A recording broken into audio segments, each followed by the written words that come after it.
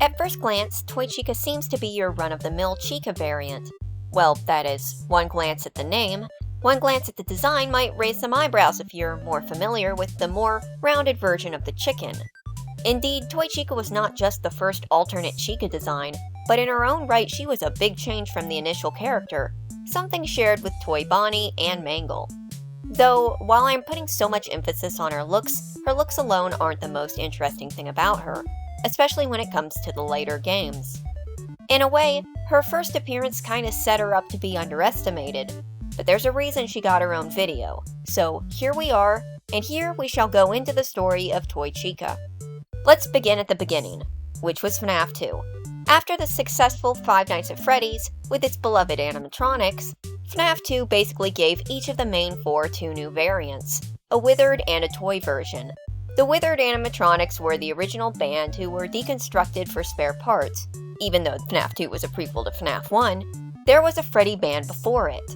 And the toy animatronics were the new high-tech animatronics with facial recognition made in the hopes to stop any more incidents like the ones Freddy's history is chock full of.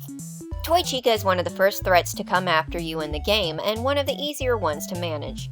Her gimmick is pretty much identical to Toy Bonnie's. She walks through the pizzeria, into a party room, climbs through events, slides into the office, and you have to put on your Freddy mask to trick her into going away. No big deal. One of the neat things about Toy Chica, and is pretty much exclusive to her, is the fact that once she leaves her stage, she removes her own eyes and beak, giving her a much more unsettling appearance. White lights shine out of her empty black eyes, like the puppets almost, and little endo teeth are barely visible in her open-mouthed smile. An eerie look, and something that sort of salvages her scare factor. Though, other than that quirk and the backstory shared amongst all the toys, there's not much else in FNAF 2 that makes her stand out. Except, let's say that Toy Chica's popularity was much less because of her mechanics and more a product of her new body shape. You might think I'm exaggerating and talking from the present, it seems like it, but keeping into account that this was one of the first FNAF games, you understand a little better how the community took such notice. Chica went from a robot with few humanized features to the shapeliness of Toy Chica.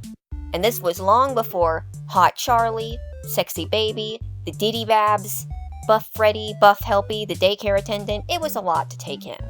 To say that Toy Chica kinda got labeled as the sexy chicken even before she spoke a word isn't too far from the truth. And that's probably why Toy Chica pretty much continued in that direction from that point onward. We'll get back into that later. By FNAF 3, Toy Chica had already been decommissioned, as have many of the animatronics up until that entry. Her remains lie in a cardboard box with the leftovers of most of the other toy models. Her only notable feature in the game being her cameo in a minigame called Chica's Party. Toy Chica gives cupcakes to the kids, and if you can give cupcakes to them all, you can spot what is seemingly a ghost. Either way, you end up in a glitched and distorted world of shadowy cupcakes staring from the darkness, and an exit that leads to nowhere. The FNAF 3 minigames are mostly for framing the despair and hopelessness of the possessed animatronics and the souls trapped inside them. This fits the bill. FNAF 4 brings Toy Chica back in a rather complicated to explain cameo, so I'm going to try to explain it the best I can because the meaning behind this cameo has changed with time, or at least the way people read it has changed. There are a group of FNAF toys in a playground in FNAF 4. One of them, a Toy Chica, has its beak missing. Okay, let me explain some background. FNAF 4 was advertised as the final game in the FNAF timeline, with sister location going to be its own thing in the FNAF universe. After FNAF 4's release, Scott basically said that all the story of FNAF was complete and that all the clues were there, that you could understand the full story of FNAF with just these 4 games. While Game Theory was trying to decode what the story was, Scott posted a cryptic hint. Why is the Toy Chica toy missing her beak? This is what led to Dream Theory, a theory that came about at the time, was accepted, if I recall right, negatively by the community, and then was almost immediately retconned when Sister Location suddenly became very much about the old FNAF story and details later effectively retconned FNAF 4's importance entirely. The Dream Theory has been joked about in other games, most specifically Fury's Rage, but at the time this was one of the most plausible explanations for FNAF. Keeping in mind that Scott said the first 4 games were a complete story, self-contained, which means William's name wasn't revealed, Henry and Charlie weren't characters, and just taking the evidence from those 4 games, it did seem to hint that this was a very likely case. Now, before you think I might be biased towards this theory, I actually didn't believe the dream theory at the time, and I wasn't a fan of it. This is something that, looking back, I see might have actually been a possibility. Seeing the toys be toys, with Chica's beak removed, the main 4 classic or withered baddies being the bullies, the threatening golden bear reminder being a reminder of the bite, it does fit. Now, I have discussed this before, but there was a major retcon in Fnaf 4, and this Toy Chica toy is evidence towards it. Scott hid info in the source code he has for many of the games. Fnaf 4 initially teased 87, before changing it to 82, and then 83, initially making this the bite of 87, only to change close to release, with the only thing saying that this is the bite of 83 being a spontaneous number that pops up in a TV. Guess it was close to New Year's. But here's the kicker, so the toy models were new, right? The game, Fnaf 2, says these models are brand new, and that game takes place in 1987. So why do they have toys that mimic them exactly in 1983? Retcons. Retcons indeed, and with those retcons, the importance of this little cameo of Toy Chica's has become outmoded in itself. It no longer means whatever it was supposed to originally mean, that's for sure. Sorry to go off on this, but I wanted to give the full story because I have seen comments calling back to this hint in Fnaf 4, and I wanted to frame the situation at the time, because nowadays you can look back and try to connect it into the current lore, but back then it was a completely different story. And any attempts to try to fit it into current lore is just retroactively trying to make it work. The series went through some weird stuff between Fnaf 4 and sister location, and I don't just mean Fnaf World. Speaking of Fnaf World, Toy Chica appears as a support party member. She's one of the initial 8 you start with, but she's rather handy in the early game. The more interesting thing to note is that Fnaf World gives Toy Chica her voice before any other game does. So, in the Halloween update there are a few minigames that give the animatronics voice acting, with the most notable one being Foxy Fighters, which gives Foxy, Golden Freddy, Toy Chica, Nightmare Chica, JJ, and the enemies all voices. Unlike the others who get one-off voices to fit their tropes, Toy Chica is actually voiced by who would later become her permanent voice actress, Amber Lee Connors, though the voice she uses for Toy Chica later is slightly different in inflection. Alright, I'm ready for action! Bingo! Got him! You won't get tired of my voice, will you? You won't get tired of my voice, will you? You won't get tired of my voice, will you? You won't get tired of my— In sister location, the Funtime animatronics are introduced, and in Pizzeria Simulator, Funtime Chica is revealed. While she is not directly related to Toy Chica, well, except for being of Chica, of course, her design continues to lean further into this slender, pink-accented, and diva-posed Toy Chica instead of the original recipe. Next, we get on to Ultimate Custom Night, which was a big step forward for Toy Chica. Not in the gameplay department, she plays the same as in Fnaf 2, pretty much, but with the addition of her finalized voice, which portrays her personality in full. Here it is. Let's go somewhere more private, so I can eat you. You won't get tired of my voice, will you? You won't get tired of dying, will you? So Toy Chica's personality is peculiar. Misleadingly sensual, only to lead into this sadistic and sinister undertone. Indeed, Toy Chica is one of the more bloodthirsty animatronics, apparently, and she might even be a little bit two-faced if we assume that her more come-hither introductions are to lure in her target. It's hard to tell exactly when we either are or who she assumes to be the aubergine demon. And I can't help but think that while Toy Chica was a bit more curvy in her introduction, that maybe it was fan reception to such curves that led to this direction her personality took.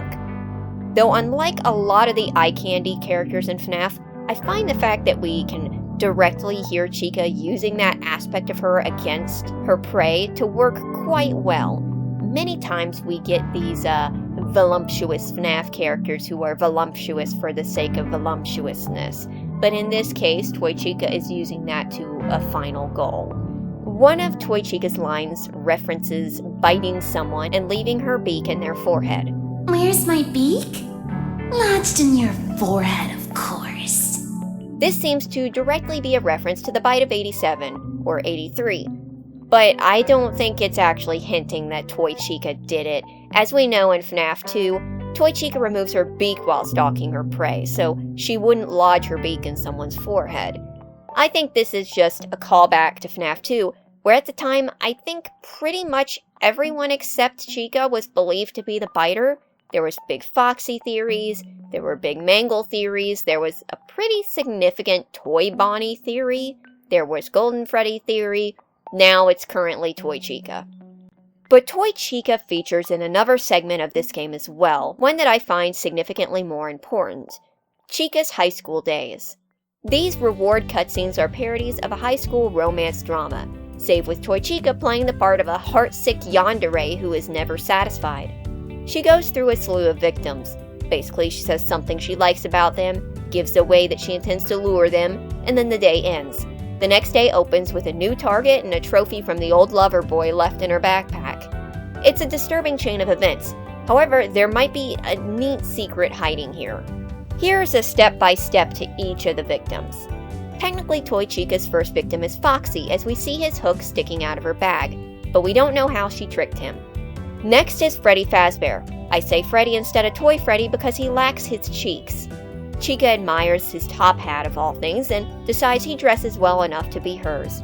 Her plan is to lie to him and say that she needs help with her homework, and then lure him into her house. Next is the Twisted Wolf, whose silky silvery fur is awful appealing to her. She told him that someone ran over his dog in front of her house, and then intends to use cookies to lure him inside. Next is Toy Bonnie, whose tall bunny ears have caught Chica's eye. She told him that her house is currently on fire, and once he gets there, after school, she'll lie and say she put the fire out, and that he will admire this act of heroism and fall for her on the spot. The next target is Funtime Foxy, or Mangle. It's sort of hard to tell which, but I looked it up on a double check on the wiki, and it seems to affirm that this is Funtime Foxy. Yeah, I know, great info video when I have to double check Wikipedia to make sure I'm giving the right information. Anyway, she loves his eyes. She has told him that she has taken 7 hostages, and once he gets there, she'll say that she has let them go, and win his heart in the process. Next on the chopping block is the puppet, whose lovely strings... Yes, this is the game that says the puppet's technically male. Lovely strings have made him Chica's next target of adoration. She asks him to come over, but if he doesn't, she's going to his house, climbing in a window or the chimney, or setting the house on fire, and then will let him run right out and into her arms. Her last known love target is Pigpatch. Chica compliments his snout, but her heart doesn't really sound that into it.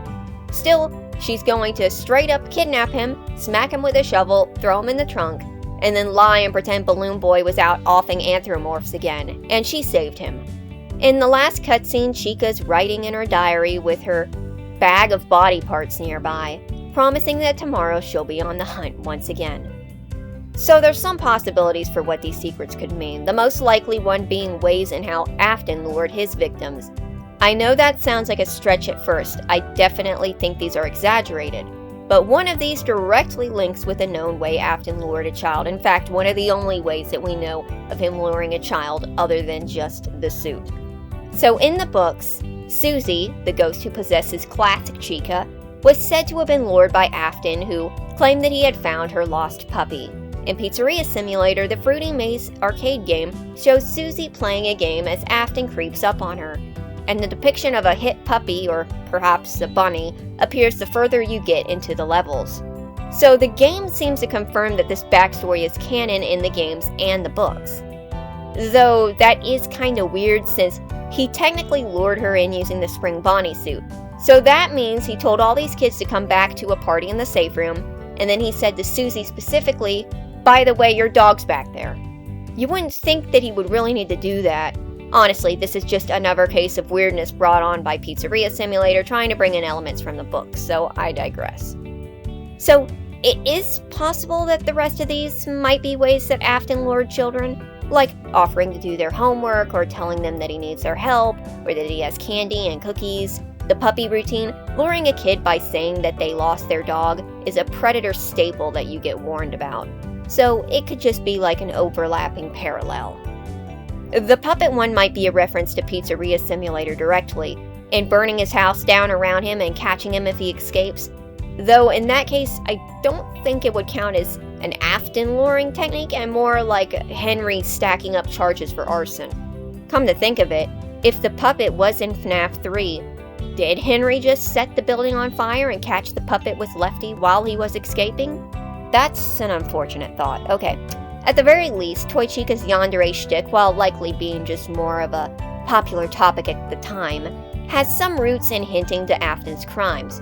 Or perhaps just the one took reference from him. It's unclear, but it's a neat thing to think about. That is, unless her victims aren't dead and the 7 live hostages comment lines up with the 7 victims, many of which she only took basic things off of that you would survive from, like Freddy's top hat, obviously, ears, an eye, a hook, a hand. The only one that might be deadly is taking the puppet's mask, but technically you could survive without a face, don't forget Jeremy. But with that all out of the way, let's move on to Help Wanted. Having a version of FNAF 2, of course, Toy Chica returns for this game. Though she doesn't get any standout roles, there is one interesting addition, and that's in Foxy's Dark Ride. In Foxy's Dark Ride, Toy Chica appears as a mermaid cutout.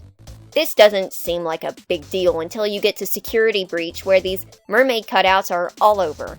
Like Foxy, who doesn't appear in Security Breach but has plenty of advertisements, Toy Chica lives on in these mermaids. Though I'm getting a little ahead of myself. FNAF AR brings Toy Chica back as an animatronic antagonist. She wasn't one of the initial animatronics, but instead one of the few brought in later in the game's life. She utilizes the new mask mechanic. When she haywires, you must put on the mask and stare her down. Simple as that. Toy Chica's new slew of voice lines backs up her personality we initially saw in Ultimate Custom Night. Did someone invite me to a party? I just love parties. Oh, this is going to be so much fun. Yoo-hoo. Where are you? Playtime over. Not too much to add here. Toy Chica's lines don't really add any new quirks or anything. Also, apparently when Toy Chica first came out, her pack, the microtransactions to get her, cost about $40 worth of coins. One of the things I had a huge problem with in FNAF AR was how few coins they paid out, at least when I was playing towards the beginning of release. So I'm not aware if they changed those prices, but this is a huge problem. $40 to get a guarantee at one of the only new characters? One who, if I might recall right, was only a limited time before appearing later fully in the game. That's ridiculous, especially since there's nothing you can do with these characters. It's not like FNAF AR has a mechanic where you can pose the animatronics or take care of them or anything. $40, that's the price of Security Breach on launch. And to collect enough coins to get that would take ages. Crazy. By the time you would have made that many coins, the game would have stopped updating. Now on to skins. High score Toy Chica and Catrina Toy Chica, a reasonable fare. Oh man, Catrina Toy Chica was the first skin that I remember there being a significant amount of backlash to. Like, there had been skins people didn't like before, but this one, I just remember there was like a lot of frustration with. Apparently they were teasing a new character for Halloween and got everyone convinced that it would be a character, and then it was just a skin. And not even like a set of skins like Halloween skins. It was just a single skin, this one. In my opinion, she's just so dark and hard to see.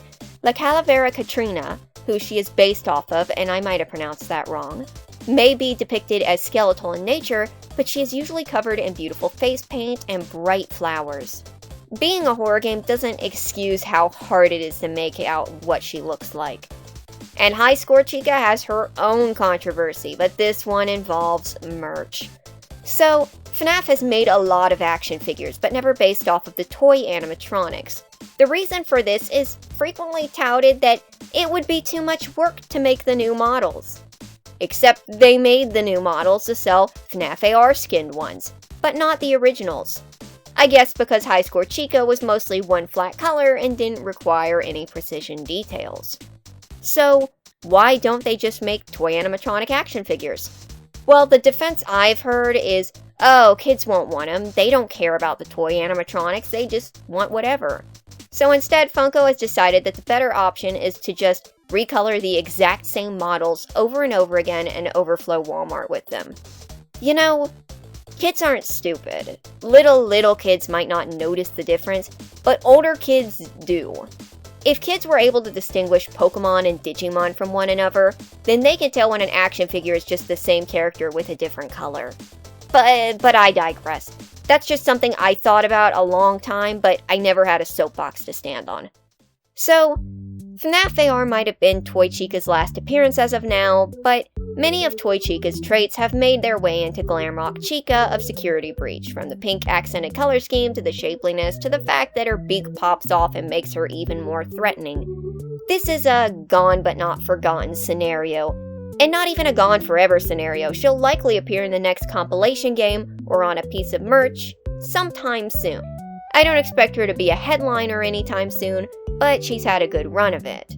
As of now, I don't believe that Chica has been featured in any of the Fazbear Frights books or short stories or anything of the like. So that would make this the end of Toy Chica's tale. What do I think of Toy Chica? I think, considering the fact that she was introduced just to be the sexy chicken, I think she became something a lot more fulfilled. And I think the fact that she keeps coming back and she keeps having a somewhat significant role kind of makes that first impression moot, because at this point, Toy Chica has gone beyond her looks and has become such a standout character that she has truly divided herself from Chica. She really has found a way to stand on her own 2 feet, and for that, I've gotta give kudos. Anyway, I hope you enjoyed this little history lesson into one of Chica's more well-known variations. Thank you for watching.